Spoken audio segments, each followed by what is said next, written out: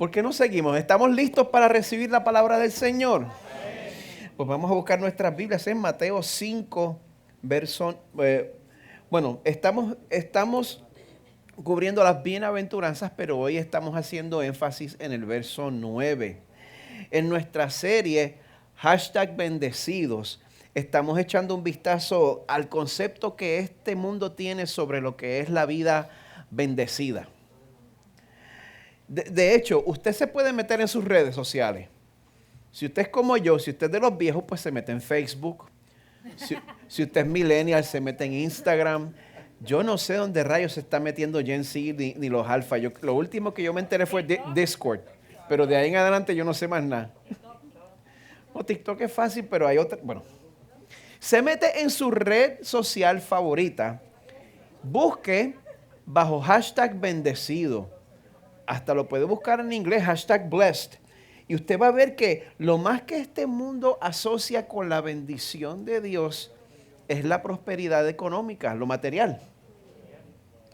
Pero en el sermón conocido como el Sermón del Monte, que se encuentra en Mateo desde el capítulo 5 hasta el 7, aquí Jesús nos da una idea muy diferente. Jesús nos dice que la vida verdaderamente bendecida es cuando nosotros vivimos como súbditos del reino de Dios. Pues aquí hemos definido el reino de Dios como donde el gobierno del Padre se ejerce a través del Hijo por el poder del Espíritu, de modo que es voluntariamente obedecido. No hay súbdito en el reino del Señor que esté como que hay estas leyes del Señor. Cuando somos parte del reino del Señor, el gobierno del Padre es voluntariamente obedecido, gloriosamente modelado y felizmente disfrutado entre su pueblo. Porque vivir bajo el gobierno del Señor trae buen fruto. ¿Bien? Y mire, Dios va a establecer ese reino en su plenitud absoluta en el fin del tiempo. Uno o dos de ustedes se alegraron por eso. Amada iglesia, ese día viene pronto. Ese día es inevitable. En algún punto usted y yo vamos a tener que comparecer ante nuestro Creador. Ese día viene. Sin embargo, este mundo ya puede experimentar adelantos de este reino. ¿Usted sabe cuándo? Cuando usted y yo, el pueblo de Dios, cuando nosotros en vez de dejarnos gobernar por nuestros impulsos, nos comportamos conforme al corazón que Dios da a sus hijos. Cuando nosotros obedecemos al Señor, esa es la manera en la cual el mundo que nos rodea experimenta el reino de Dios en la tierra.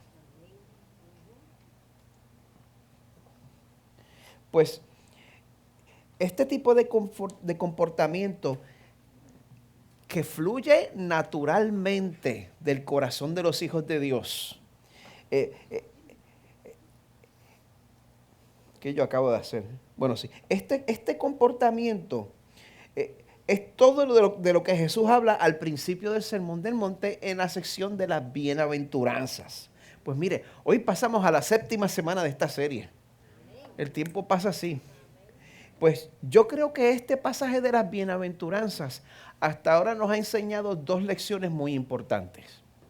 Lección número 1, vivir una vida bendecida no es producto de que usted nada más modifique su conducta. Si usted cree que, bueno, pues está bien, este año nuevo sí que me lo propongo y me voy a portar bien y ahora vamos a vivir de esa manera y ahí voy a vivir la vida verdaderamente bendecida. Esa no es la vida bendecida, porque esto no tiene que ver con su fuerza de voluntad, esto no tiene que ver con sus resoluciones de año nuevo. Vivir una vida bendecida es un fruto. Usted no puede forzar a un árbol de aguacates que dé aguacate. Sucede naturalmente. Pues esa vida bendecida es el fruto de nosotros primero pertenecer al reino de Dios. Ahí es donde está. Por eso Yo sé que estoy bien tempranito, pero yo te pregunto desde ahora, ¿ya tú eres parte de ese reino? Perteneces al reino de Dios.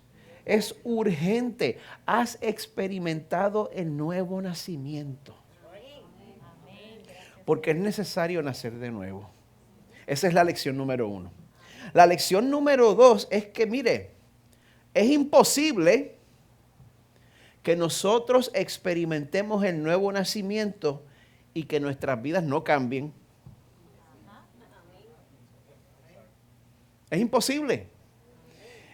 Yo digo esto porque existen personas que creen que uno puede hacer una profesión pública de fe, que tan solo por virtud de uno recitar una oración como si fuera una fórmula, como si fuera un encantamiento de Harry Potter, tan solo por virtud de uno recitar una oración, aunque en verdad no hayas nacido de nuevo, Dios está obligado a salvarte. Porque dijiste las palabras mágicas. Porque dijiste las palabras mágicas, Dios está obligado a salvarte, aunque en tu vida no haya ninguna evidencia de que eres súbdito del reino de Dios. Porque dijiste las palabras mágicas, Dios está obligado a salvarte, aunque en tu vida continúes siendo impulsado por tu ira, por tu lujuria, por tu codicia, por tus ansias de controlar a los demás.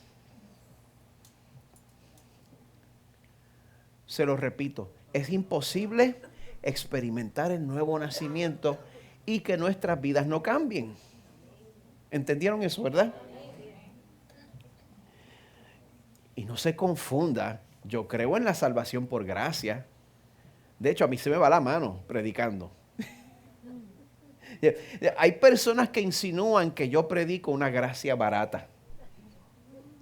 ¿Sabe por qué? Porque yo estoy convencido de que Dios le regala la salvación a pecadores que no se lo merecen. Yo no sé cómo yo sería parte del reino de Dios de otra manera, pero, y yo sé que me estoy yendo por otro caminito, pero a mí no me importa que me calumnien de esa manera. Hasta el día de mi muerte, yo voy a estar proclamando junto con Efesios 2, por gracia somos salvos por medio de la fe, y esto no de nosotros, es don, es regalo de Dios, no por obras para que nadie se gloríe. Yo voy a estar diciendo eso hasta lo último. Ahora bien, ¿sabe qué? Esa salvación que Dios nos regala es un nuevo nacimiento que nos transforma de adentro para afuera. Y lo peor que yo puedo hacer con alguien que está engañado, lo peor que yo puedo hacer con alguien que vive su vida creyendo que pertenece al reino de Dios, cuando en verdad esa persona es su propio rey, es su propio jefe. Lo peor que yo puedo hacer es darle una falsa esperanza de que es hijo o hija de Dios, cuando claramente ese no es el caso. No me malentienda, nuestras obras no nos salvan. Nuestras obras sí demuestran que nos parecemos a nuestro Padre. Nuestras obras sí demuestran pues que tenemos el mismo ADN ahora del Padre, ¿verdad que sí? Nuestras obras demuestran que de tal palo, tal astilla. Pues yo quiero invitarles a que lean conmigo para que veamos lo que Dios hace con nosotros cuando nos salva y nos transforma de adentro para afuera. Vamos, el pasaje va a estar en pantalla, Mateo 5, versos 1 al 9, yo estoy leyendo desde la Nueva Biblia de las Américas. Dice así: cuando Jesús vio a las multitudes, subió al monte y después de sentarse, sus discípulos se acercaron a él y abriendo su boca les enseñaba diciendo: bienaventurados los pobres en espíritu, pues de ellos es el reino de los cielos. Bienaventurados los que lloran, pues ellos serán consolados. Bienaventurados los humildes, pues ellos heredarán la tierra. Bienaventurados los que tienen hambre y sed de justicia, pues ellos serán saciados. Bienaventurados los misericordiosos, pues ellos recibirán misericordia. Bienaventurados los de limpio corazón, pues ellos verán a Dios. Bienaventurados los que procuran la paz, pues ellos serán llamados hijos de Dios. Palabra del Señor para nosotros. Señor, llegamos ante ti confesando, Señor, que nosotros somos un pueblo que ama la paz cuando nos conviene. Pero tantas veces, Señor, nosotros hasta disfrutamos de los conflictos de nuestro prójimo. Nos gusta verlos por televisión, nos gustan los reality shows donde hay todo tipo de peleas. Decimos que somos pacificadores, pero nuestros hábitos de los medios dan testimonio de otra cosa.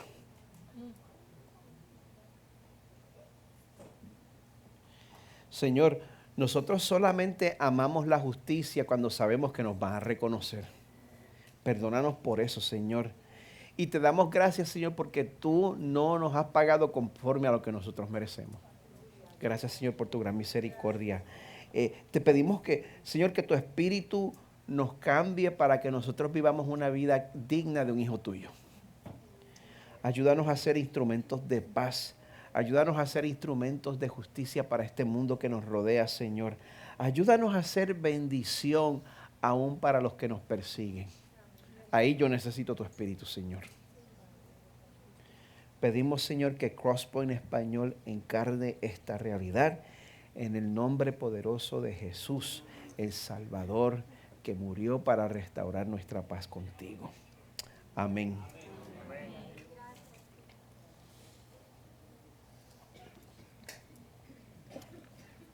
¿Por qué quiere Dios que usted y yo seamos instrumentos de paz?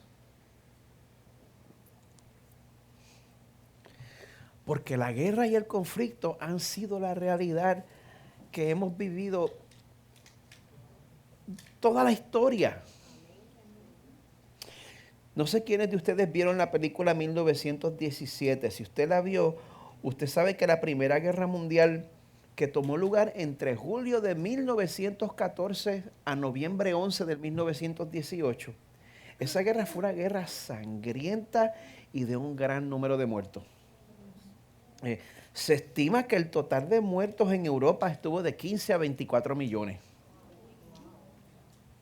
De todos esos millones, 900,000 nada más pertenecían al Reino Unido. Y 1.400.000 pertenecían a Francia. Imagínense que usted esté en un país que sostenga tantas bajas. 1.400.000, eso es casi la mitad de la población de Puerto Rico.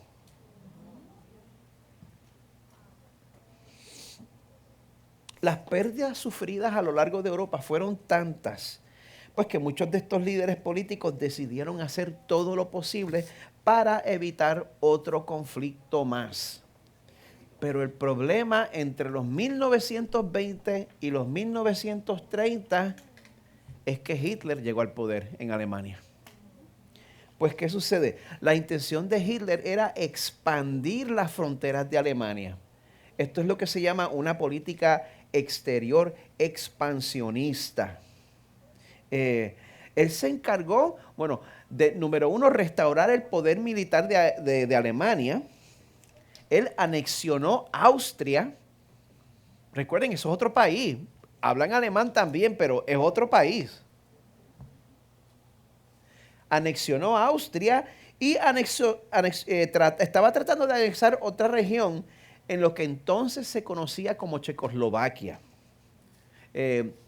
Pues, ¿qué sucede? A pesar de todo lo que él hizo, por temor a otra guerra, por eso de evitar más muertes, por creer que Hitler podría ser razonable, pues Gran Bretaña y Francia utilizaron una estrategia política de apaciguamiento para con Hitler y la Alemania nazi. Una estrategia política de apaciguamiento. Esa estrategia fue utilizada en lo que se conoce como los acuerdos de Múnich. En ese acuerdo, pues esperando satisfacer las ambiciones de Hitler y esperando evitar otra guerra, mire, sin consultar con los checoslovacos. sin consultar con ellos. Gran Bretaña y Francia le dan permiso a Hitler para que anexe esa región. ¿Funcionó o no funcionó? Anyone. No funcionó. El apaciguamiento permitió que Alemania fortaleciera su ejército y se preparara para la guerra. Y Hitler interpretó estos acuerdos como una señal de debilidad de Europa. Y el año después, en el 1939, invadió a Polonia. Entonces Gran Bretaña y Francia se vieron forzados a declarar la guerra a Alemania e Italia, resultando en el comienzo de la Segunda Guerra Mundial. La política de apaciguamiento no evitó la guerra. Más bien la pospuso y en mi opinión posiblemente resultó en que más gente muriera. No me consulte a mí en cuanto a las éticas de política internacional. Pero si alguien hubiera asesinado a Hitler en el 1938. Pero bueno, aquí yo no estoy por político. Pues mire, yo menciono esto porque muy a menudo la gente confunde el ser pacificador con ser apaciguador. ¿Me están siguiendo? Amada iglesia, apaciguar y procurar la paz no son la misma cosa. La persona que busca apaciguar es alguien que por tal de que no hayan conflictos, está dispuesto a hacerse de la vista larga, aun si se cometen injusticias.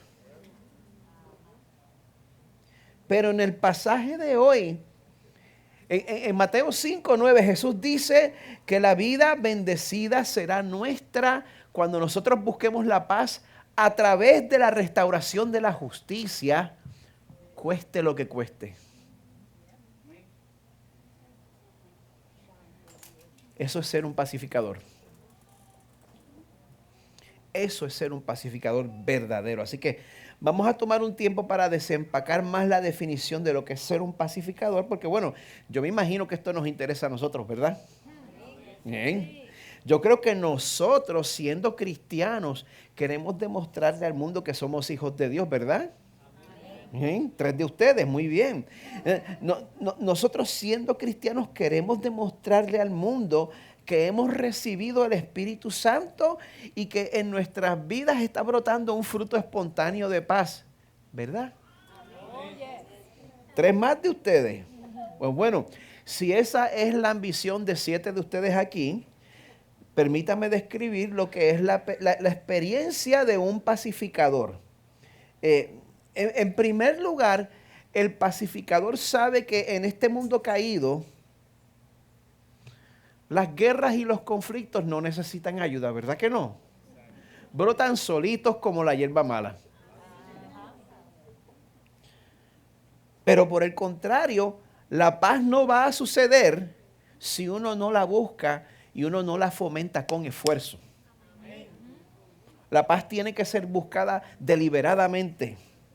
Pues por esa razón, una característica que tiene el que procura la paz es que es una persona consciente de tanto los beneficios como las dificultades que vienen al buscar la paz. Así que vamos a empezar con los beneficios. Una vez más, procurar la paz le comunica al mundo que somos hijos de Dios. Mateo 5, verso 43. Ustedes han oído que se dijo, amarás a tu prójimo y odiarás a tu enemigo. Pero aquí viene Jesús a romper la computadora. Pero yo les digo, amen a sus enemigos y oren por los que los persiguen, para que ustedes sean hijos de su Padre que está en los cielos.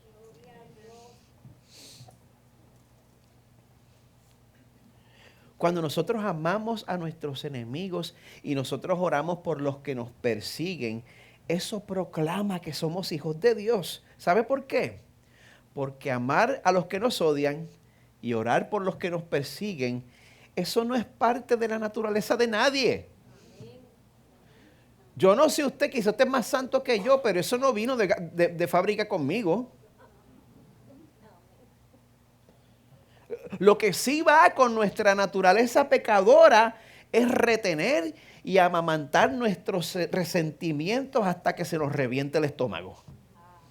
Eso sí vino de fábrica, ¿verdad que sí? Pues mire, para que uno viva de esta manera, para que uno viva procurando el bienestar y la salvación de su enemigo, se necesita que Dios intervenga y cambie el corazón, ¿verdad que sí?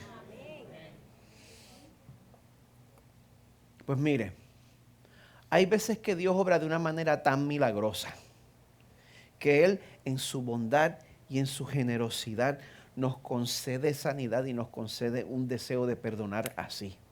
¿Verdad que Dios tiene poder para eso? Amén. Absolutamente. Ahora, la mayoría de las veces Él nos cambia gradualmente.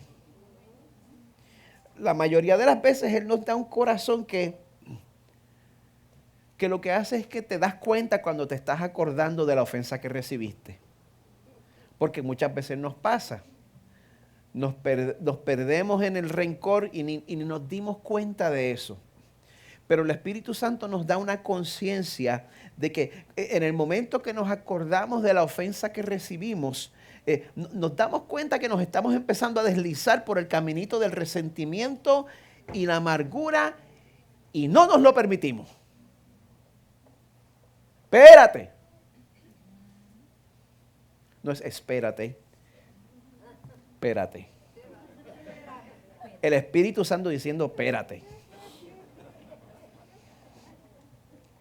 Y en vez de darte el gustazo del rencor, tú oras. Una y otra vez, día tras día, cada vez que te acuerdas de esa ofensa. Porque muchas veces toma tiempo sanar, ¿verdad que sí?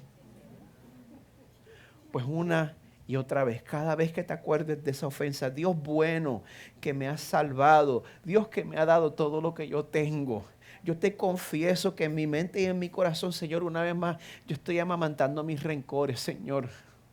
Señor, fulano me ofendió, tú lo sabes, tú lo viste. Y ha seguido su vida como si nada. Mientras que yo estoy aquí comiéndome por dentro. Confiésalo así. ¿Tú crees que Dios no lo sabe? Confiésalo así.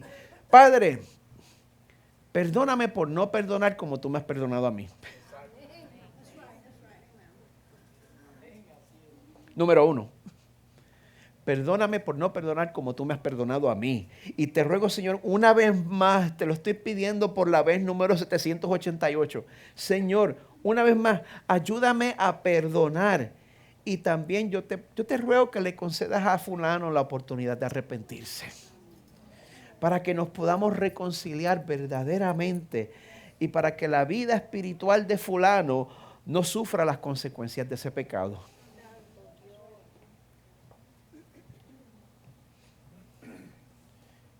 Yo creo que muchos de ustedes están viviendo en esa realidad. Muchos de ustedes el Señor está actuando de esa manera, cosa de que cuando se dan cuenta de que el enemigo los está tentando a que se vayan a que se den el gusto del rencor. No.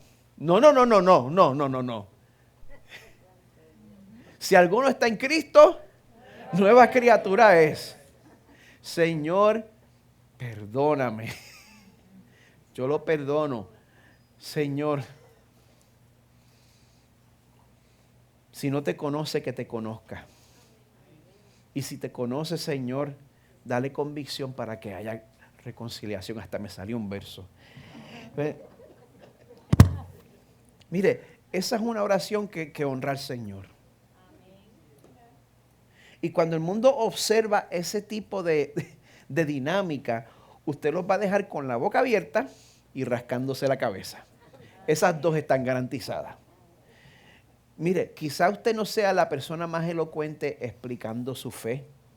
Quizá usted no sabe mucho de apologética, pero ese comportamiento le va a demostrar al mundo que Dios es real y que usted es hijo del Señor. Que usted es hija del Señor. Bueno, otra manera en que el pacificador demuestra ser alguien consciente es cuando, por difícil que sea, esa persona mantiene los pies en la tierra, procura la paz, pero no niega la realidad. Mire, cuando se llegó a los acuerdos de Múnich en el 1938, el primer ministro de Gran Bretaña era Chamberlain. Ajá. Él proclamó que esos acuerdos garantizaban la paz en su tiempo. Un año después, la realidad era muy diferente. Mire, en Ezequiel 13, Dios denuncia a los profetas de Israel porque estaban consolando al pueblo cuando ellos necesitaban ser amonestados. Él declara, han engañado a mi pueblo diciendo paz cuando no hay paz. Hay que tener los pies en la tierra, hay que saber la realidad. Dios repite esa misma acusación en Jeremías 6. Curan a la ligera el quebranto de mi pueblo, diciendo paz, paz, pero no hay paz. A veces la medicina buena es la que arde.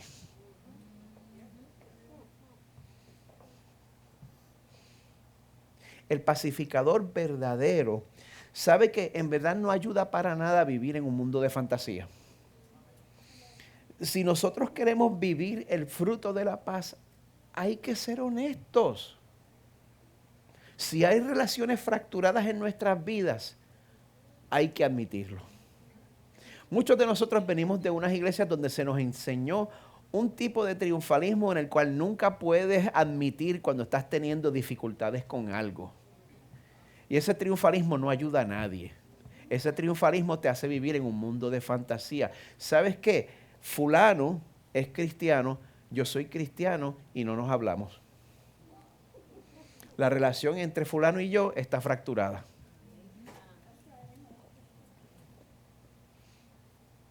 Si alguien está en desacuerdo con nosotros, hay que admitirlo. Si otros tienen algo en contra nuestra, hay que admitirlo. No finjamos, no digamos paz cuando no hay paz. Seamos conscientes de la realidad. Porque la verdad es que para lograr la paz verdadera se tiene que luchar. Lograr la paz es una pelea. Lograr la paz es una lucha. Pero a pesar de las dificultades, el que procura la paz es persistente y no se rinde ante los retos que puede encontrar. Mire, se necesita persistencia para ser pacificador, porque si nosotros queremos tener paz verdadera, pues hay que tomar medidas incómodas y medidas arriesgadas. Si quiere paz verdadera. Por ejemplo, a veces hay que reconocer que es uno quien tiene la culpa.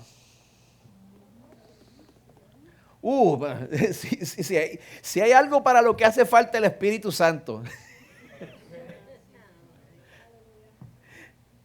Mira, yo puedo ver una persona flotando y eso no impresiona tanto como una persona que dice, ¿sabes qué? Fue culpa mía, perdóname.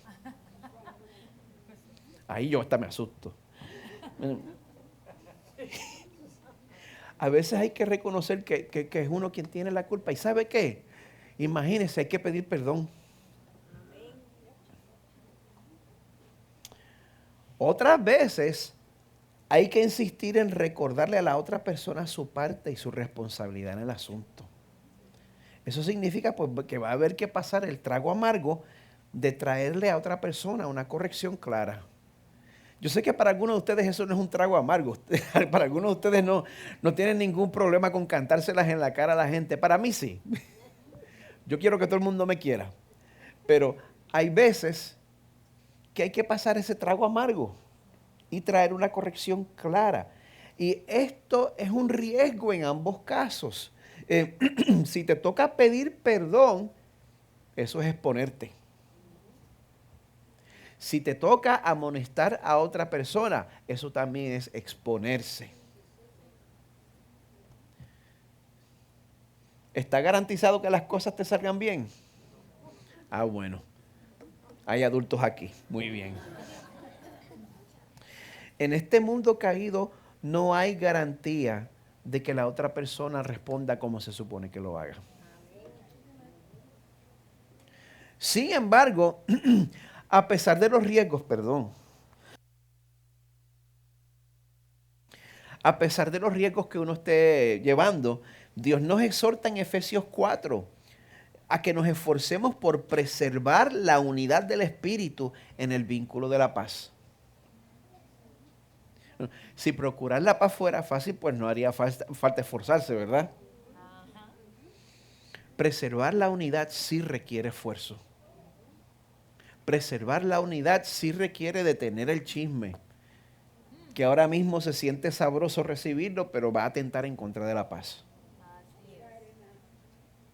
Dios también nos dice en Romanos 19 que procuremos lo que contribuye a la paz y a la edificación mutua. Eso es lo que tenemos que procurar. Y mire, hombres, ¿quiénes están aquí? A ver, ¿quiénes saben que son hombres? Bien, hay que hombres, especialmente nosotros. Nosotros somos expertos en evitar tratar con los asuntos. Nosotros somos expertos en tratar con las cosas por encimita porque queremos paz. Muchas veces hay matrimonios que se rompen por esa misma razón, porque el hombre lo que quiere es paz, pero rehúsa tratar con los asuntos que de verdad están atentando en contra de la relación. Eso es una falsa paz, eso es apaciguamiento. Hay veces que lo único que contribuye a la paz y a la edificación mutua es tomar medidas severas y no descansar hasta que se haga justicia. Y hay muchas veces que el Señor no va a permitir que haya paz en nuestras vidas hasta que hagamos eso. Procurar la paz requiere consistencia y persistencia porque la paz verdadera es costosa. Esta es la vida del pacificador por experiencia. Es una vida de convicción, es una vida de no esconder la realidad, es una vida de tomar decisiones difíciles, es una vida de uno estar dispuesto a exponerse aunque las cosas no salgan como uno espera. Y mire, si el Espíritu Santo no nos ayuda, esa es una vida que es imposible de vivir. Uno se cansa.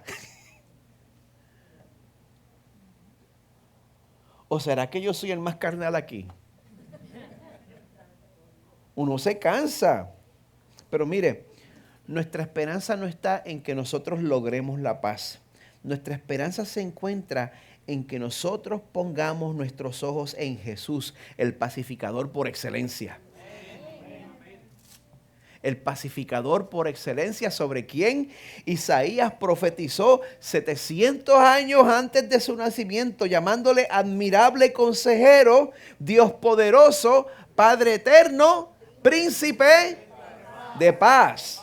Jesús de Nazaret, quien a través de su vida, muerte y resurrección trajo, como dice en Lucas 2, gloria a Dios en las alturas y en la tierra, paz. Jesús es nuestro ejemplo supremo de cómo ser un pacificador. ¿Sabe por qué? Porque Él fue consciente.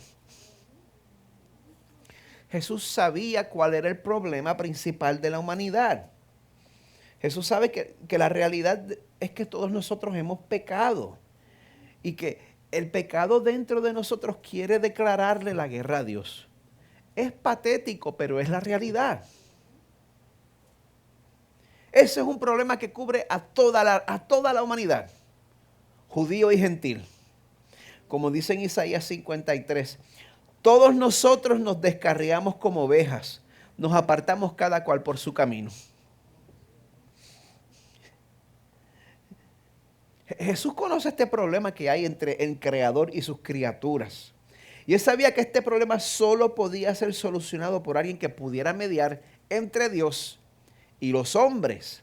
Por eso Dios Padre comisiona a Jesús Dios Hijo, para que cumpliera esa función. Pues el resultado de lo que hizo Jesús es que ahora, como dice en Efesios 2, Él mismo es nuestra paz. Jesús es nuestra paz.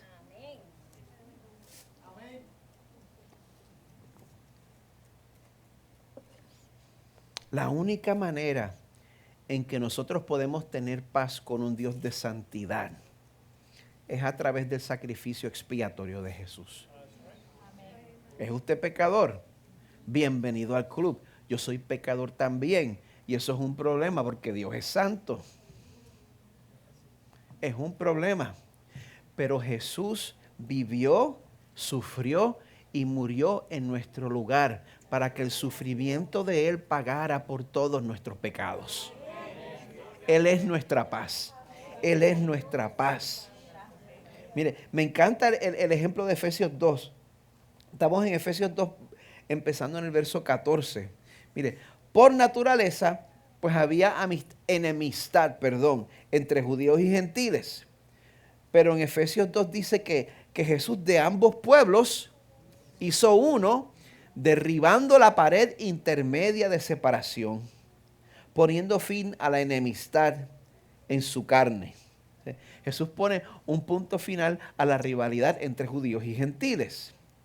Pues esa enemistad, esa hostilidad, ese odio al cual Jesús pone fin es la ley de los mandamientos expresados en ordenanzas.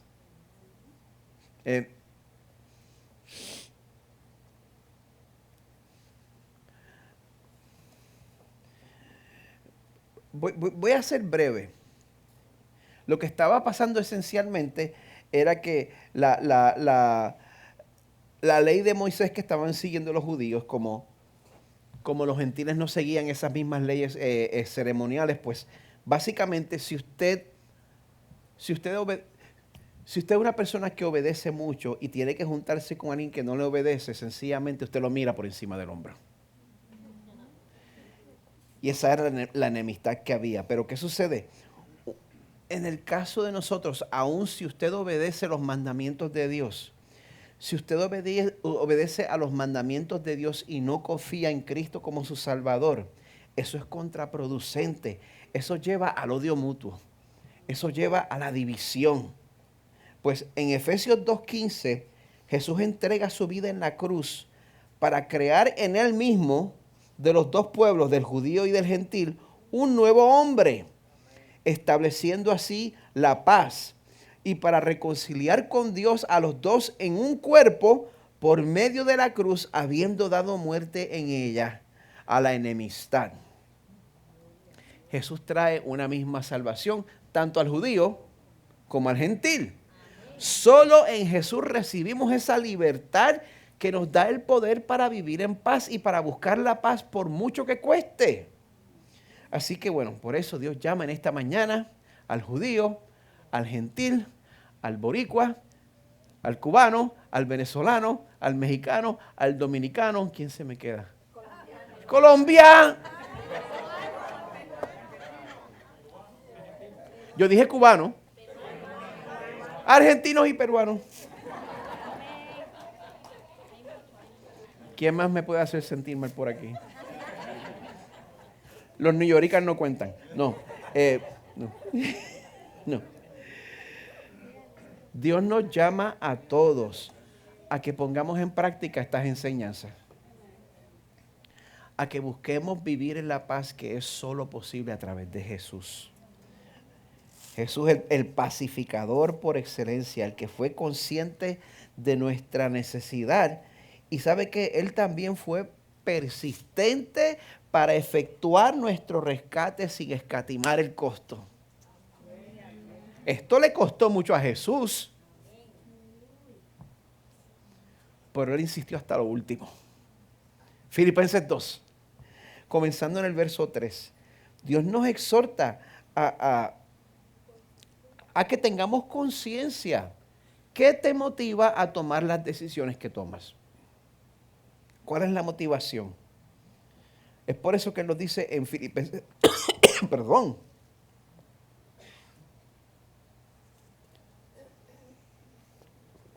en Filipenses 2, verso 3. Por egoísmo o por vanagloria, pues hagan por lo menos una de cada tres cosas. Dice eso. No tenemos la misma versión.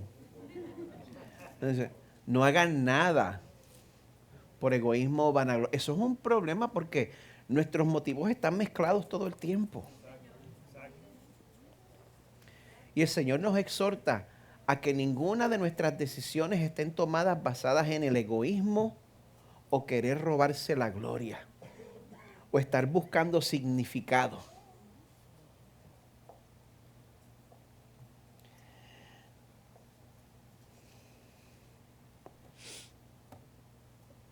Cuando nosotros buscamos gloria, cuando nosotros buscamos significado, muchas veces eso nos lleva a nosotros a conformarnos con menos, a conformarnos con glorias inferiores. Cuando esa es la razón por la cual hacemos lo que hacemos.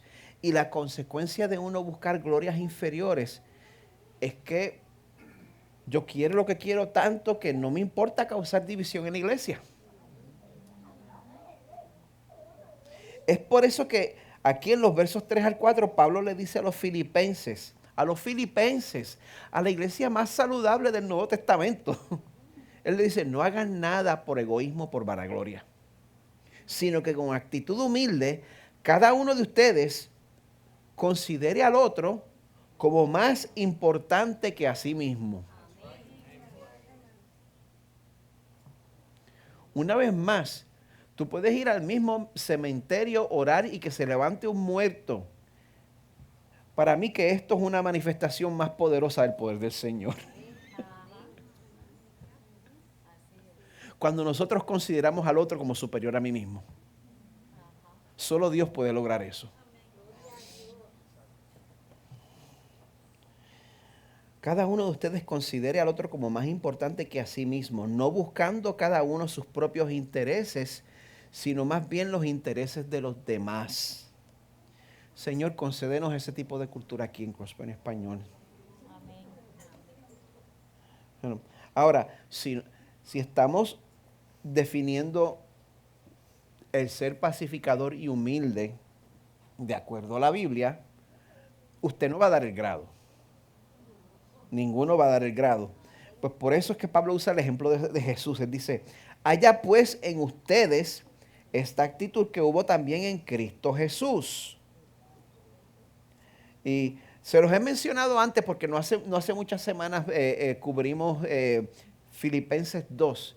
Pero de este punto en adelante, el formato de lo que escribe Pablo cambia. Entra como que en un formato de poesía, lo cual nos deja saber que está citando o un himno de la iglesia en sus principios, o está recitando una confesión de ese tiempo. Sea confesión, sea himno, es tremenda lección de cristología. Dice que Jesús, aunque existía en forma de Dios, ay Señor, ayúdame a no, aunque existía en forma de Dios, o como dice la muy criticada Nueva Versión Internacional, dice, siendo por naturaleza Dios. Ahí es una buena traducción. Siendo por naturaleza Dios, no consideró el ser igual a Dios como algo a que aferrarse. Que nadie le diga que Jesús es inferior al Padre. La Biblia dice que Jesús es igual a Dios. ¿Qué otro ser humano puede tener ese título? Jesús es Dios. Pero Él no consideró eso como algo a que aferrarse, sino que se despojó a sí mismo. Nosotros queremos robarnos la gloria de los demás. Jesús, quien único tiene una gloria perfecta y hermosa, se vació de la suya. Tomando forma de siervo, haciéndose semejante a los hombres. Algo que siempre me fascina de cuando Isaías 53 habla sobre el siervo que sufre. Dice que le veremos más sin atractivo. O sea, que parece que el Señor no solo escogió el cuerpo de un hombre, sino que escogió el cuerpo de un hombre que no era particularmente atractivo. Si yo tuviera el poder de hacerme hombre. Vamos a continuar. Lo que yo quiero es llamarles la atención a la humildad de nuestro Señor.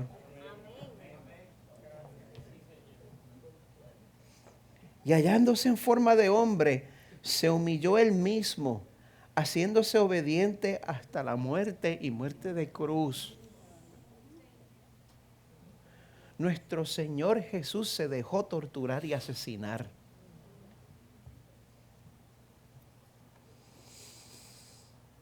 Jesús, siendo Dios, se humilló.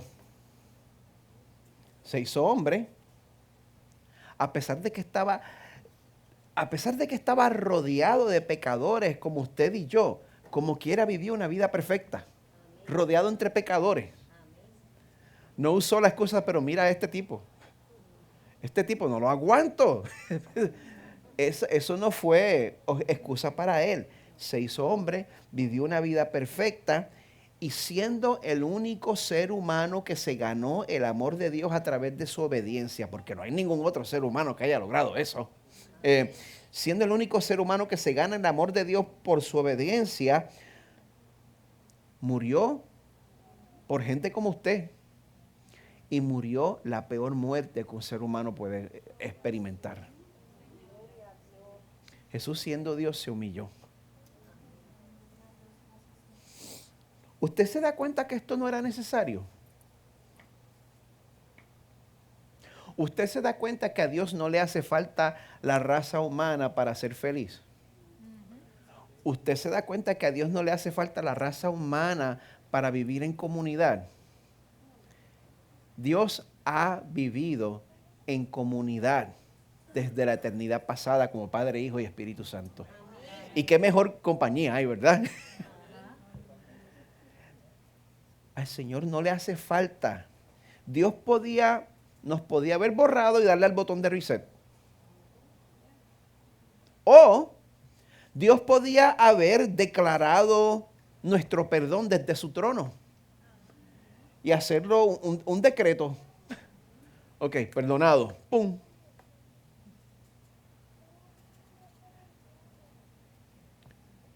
Pero Dios estableció que establecer la paz entre Él y su creación iba a ser una operación costosa. Y Él pagó el costo. Él envió a su Hijo Jesús. Y Jesús fue persistente. Él se empeñó en hacer las paces de la manera más costosa posible. En Colosenses 1 dice que Jesús hizo la paz por medio de la sangre de su cruz. Colosenses 1:20. Hizo la paz por medio de la sangre de su cruz. Él insistió en hacerlo de esa manera. Y mire, nosotros somos rebeldes en contra del Señor. Nosotros lo hemos traicionado. Nosotros nos merecemos que Él nos juzgue eternamente. Pero una vez más, Dios sacrificó a su propio Hijo y ahora Él declara que todas las personas que están en rebelión en contra de Él, le está diciendo, mira, tienes amnistía ahora mismo. Quiero que sepas que estoy ofreciendo amnistía para cualquiera que esté dispuesto a aceptar su culpa y vuelva a casa. Dios ofrece amnistía. Admite tu culpa y vuelve a casa. En su comentario sobre el Sermón del Monte, el pastor Ken Hughes escribe, lo que debemos ver es que no hubo nada barato en su pacificación. Jesús vio la gravedad de nuestro problema y se negó a ocultarlo. Solo una solución drástica bastaría. Así que hizo la paz por medio de la sangre de su cruz.